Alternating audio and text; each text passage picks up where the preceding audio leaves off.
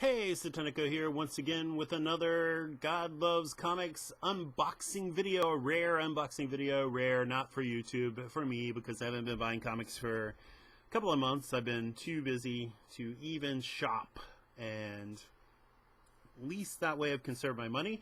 But here I've got a couple of comics, and it's not really unboxing because I've already taken them out of the packages. I recorded this previously, but I had reattached my camera, and for some reason it was logged onto just still photos, and so I clicked the button and didn't realize that I was not recording anything, so here we go again. And the first issue is pretty amazing because it's Weird Fantasy number 21 with an Al Williamson and Frank Frazetta cover. If you can see the signature down at the bottom there, it is beat to pieces though, and actually when I first took this out of the bag, little bits and pieces of paper were falling out, so it's maybe a little bit brittle, and significant subscription crease. The spine has got significant spine splits on it, as well as this big chip down here, this big tear, and just a lot of issues. Obviously big crease here, but that's the least of my worries. The strange thing about this issue is I had no intention of buying it. I saw it when I was looking for ECs, and this was listed as like $15.50 in an auction, and I thought, okay, this is definitely, it definitely will sell for more than that, because EC Comics, almost regardless of condition, especially when it has a Frank Frazetta and Al Williamson cover, and this issue is probably going to sell for more than that. But I put $16.50 on it, expecting that surely somebody's maximum bid was higher than that already. In fact, it wasn't, but I left the house because I was getting ready to leave and assumed I wouldn't win it. When I checked the auction later, I had actually won it for $16.50. I did not really want this issue because it was a little too beat up in my view, and I think I was right in that regard. So you can see, wow, the cover is pretty bad, and it is a very beat up issue, but I still actually think it is worth $16.50 to someone. It's probably worth more than that. And like I said, just in better condition, a fantastic issue. You've got My Home, the story My Home by Al Feldstein and Joe Orlando. You've got Saved, which is by Feldstein and Al Williamson. You've got Plainly Possible by Al Feldstein and pencils by Jack Kamen. And then you've got The Million Year Picnic, which is the adaptation of Ray Bradbury by Feldstein, drawn by John Severin and inks by Will Elder. And The Million Year Picnic, for comics fans, especially in the Northeast, would immediately recognize that also as the name of a very famous comic store in Cambridge, Massachusetts, which obviously took its name from either the Bradbury story or from the EC comic. I think probably the EC comic, but it probably wouldn't matter. And then, let's see, what else do we have here? We've got this issue, which I thought was improvement on the one that I already own. Frontline Combat number 14. And you can see a beautiful Wally Wood cover. But I was a little shocked. Maybe I did not look carefully enough, but look at that.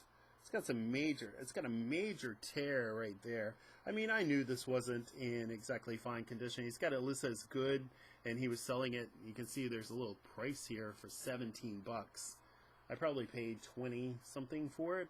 I don't remember exactly, but I definitely did not see this in the picture. I don't know if the picture was blurry or if I just did a really terrible job.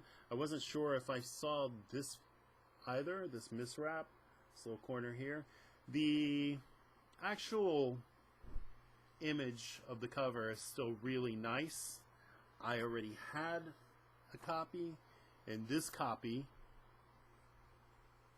by comparison, is actually in pretty good condition, but it had a lot of water damage. And so you've got, you can see, maybe not, in the bag, but it's got a little bit of fraying at the bottom. Spine integrity is actually pretty good, but you can see the water damage. But actually, they're pretty comparable. I think most people disdain water damage, though, but this was a really good buy. This came in a previous issue, a previous purchase in which I've done video for, in which I purchased 10 EC comics that all have water damage for about $100, and ultimately I sold 5 of them were war comics, 5 of them were suspense, and 1 of them was damaged pretty much beyond being sellable. The others, I sold most of them.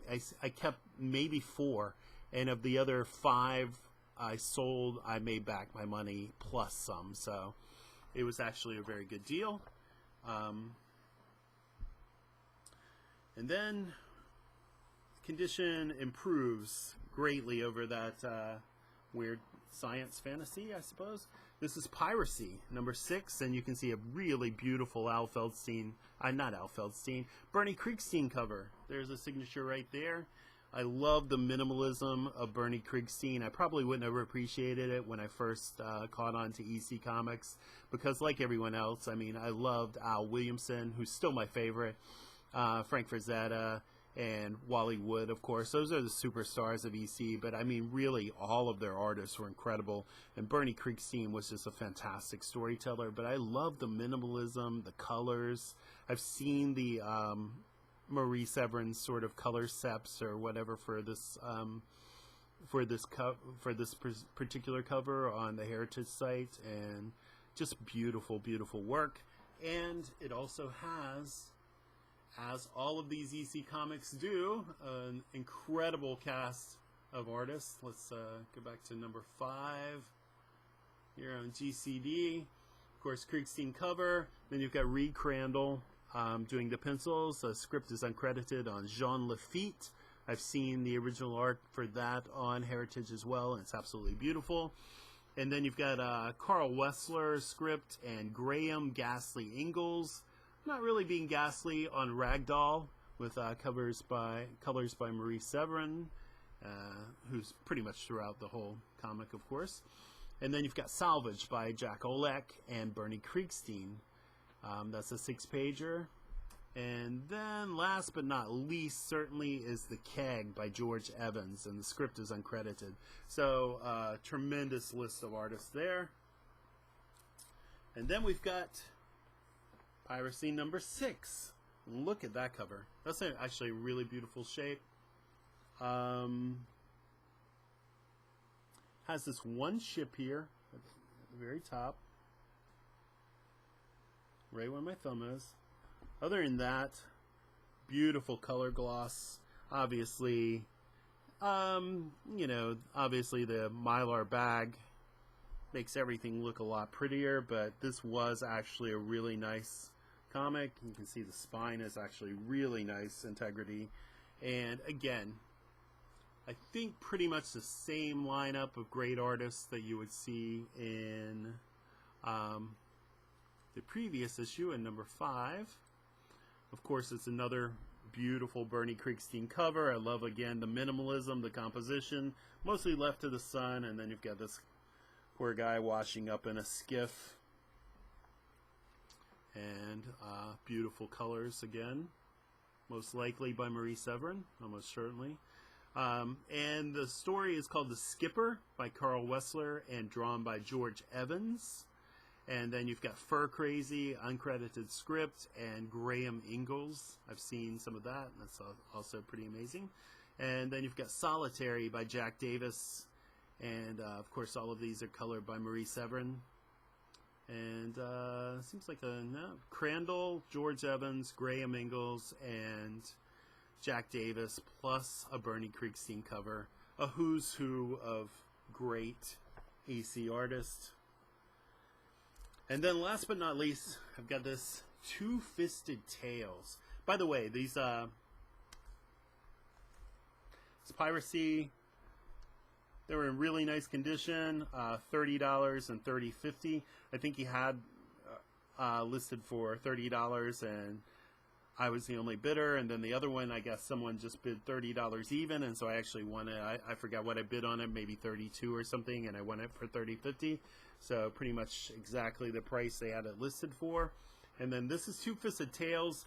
I forgot to bid on this. I saw it and I decided I wanted it because of the lineup of artists in it, and you know, another great cover. But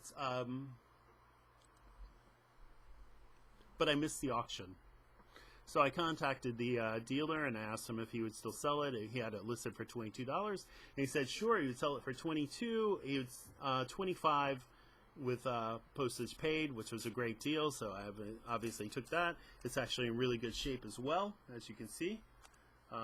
Little tiny bit of chipping on the spine, but other than that, beautiful copy. You do see there is a piece of tape right here. And there may be some tape on the back. I don't remember. But this has, of course, the cover by Jack Davis. I feel like Jack Davis is so overlooked sometimes, or so underrated in the EC canon.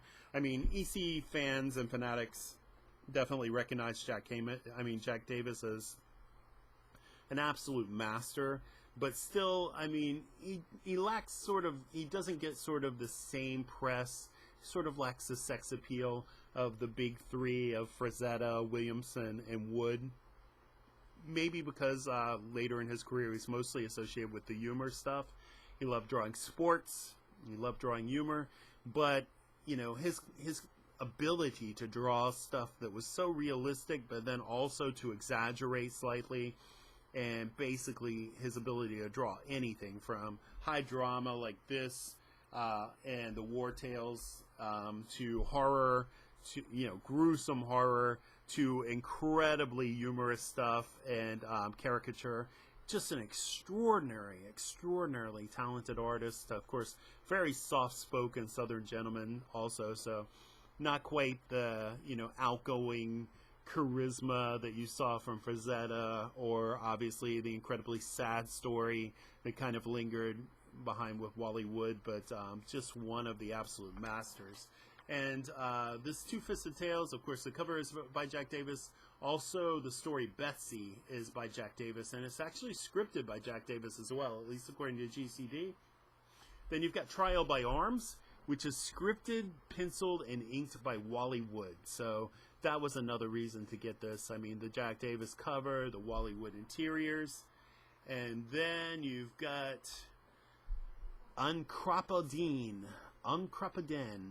by Jerry DeFuscio and John Severin as the script, and then the pencils are also by Severin, and the colors are by Marie Severin, his sister.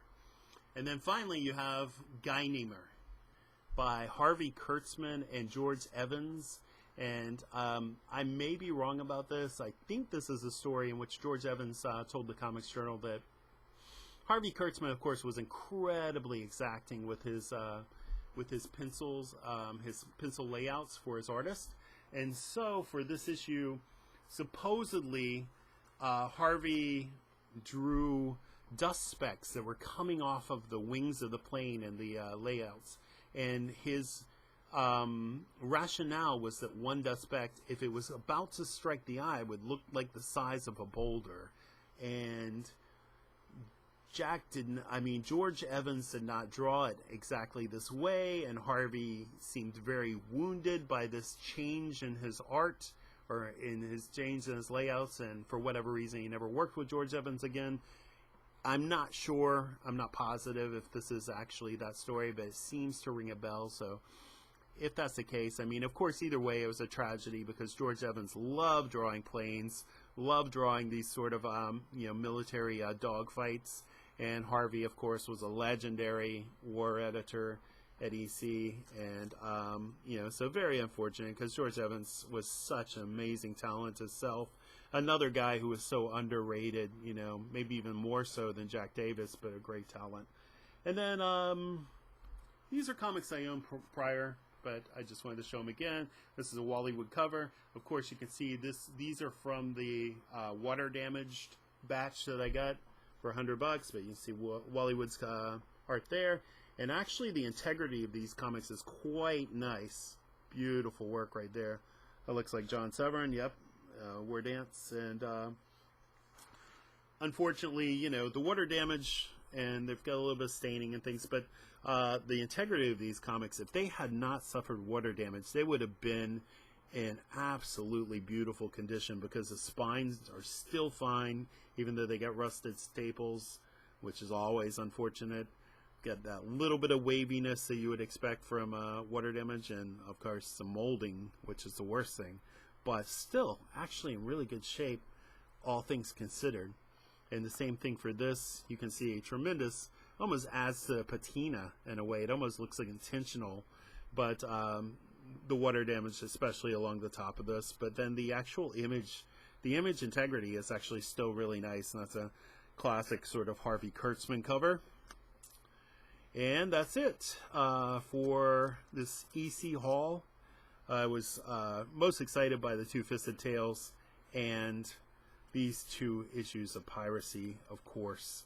And then picking up this Frontline Combat, even though it does have some unexpected damage here. I'll have to look at that picture again. It's still really nice, because I'll probably sell one of these and try to get a little bit of recoupment back. This Weird Fantasy is not in great shape, but I'll live with that at $16.50. So that's it. Hope you enjoyed it. I will be back. I'm not sure when or for what. There are a lot of things I would like to do in terms of making videos and more video content, but I'm so bad at editing, and I've been so rushed that I haven't had really much time to do much more than the comics readings. I'm still working on the reading of Swamp Thing, Alan Moore's entire run on Swamp Thing, which has been a daunting but very rewarding task, and surprisingly I had no idea that there was going to be a new Swamp Thing series. But anyway, feel free to check that out, and check out the other content that's up there. It's not the best, but you can tell that I still like comics, and I hope you do too, and thanks very much for listening. Goodbye.